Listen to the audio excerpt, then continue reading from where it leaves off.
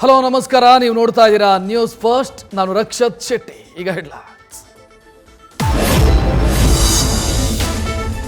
ಬಿಜೆಪಿಯವರು ಮೊದಲು ಈಶ್ವರಪ್ಪ ಅನಂತಕುಮಾರ್ ಹೆಗಡೆಗೆ ಗುಂಡಿಕ್ಲಿ.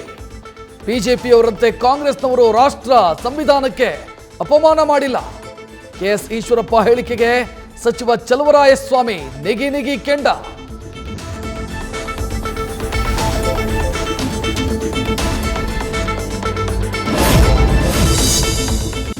ಯಾರ ಪೌರತ್ವವನ್ನು ಕಿತ್ತುಕೊಳ್ಳಲ್ಲ, ನೆರೆಹೊರೆಯ ದೇಶದವರಿಗೆ ಸಿಗತ್ತೆ ಸಿಟಿಜನ್ಶಿಪ್. ಲೋಕಸಭಾ ಎಲೆಕ್ಷನ್ಗೂ ಮೊದಲೇ ಪೌರತ್ವ ತಿದ್ದುಪಡಿ ಕಾಯ್ದೆ ಜಾರಿ. ಕೇಂದ್ರ ಗೃಹ ಸಚಿವ ಅಮಿತ್ ಶಾ ಮಹತ್ವದ ಹೇಳಿಕೆ.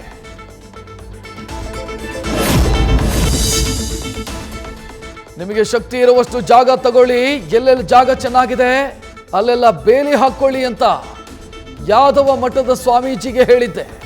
ಭಾಷಣದ ವೇಳೆ ಮಾಜಿ ಸಚಿವ ಎಚ್ ಆಂಜನೇಯ ವಿವಾದಾತ್ಮಕ ಹೇಳಿಕೆ.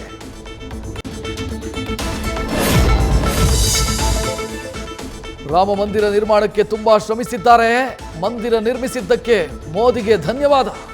ರಾಜ್ಯಸಭೆಯಲ್ಲಿ ಪ್ರಧಾನಿಯನ್ನ ಹಾಡಿ ಹೊಗಳಿದ ಎಚ್ ಡಿ ದೇವೇಗೌಡ.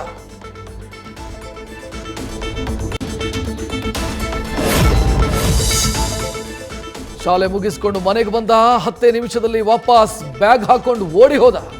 ಫೆಬ್ರವರಿ 8ರಿಂದ ಬೆಂಗಳೂರಿನ ಭಾರತೀ ನಗರದಿಂದ ನಾಪತ್ತೆಯಾಗಿರೋ 9 ವರ್ಷದ ಮಿಲನ್.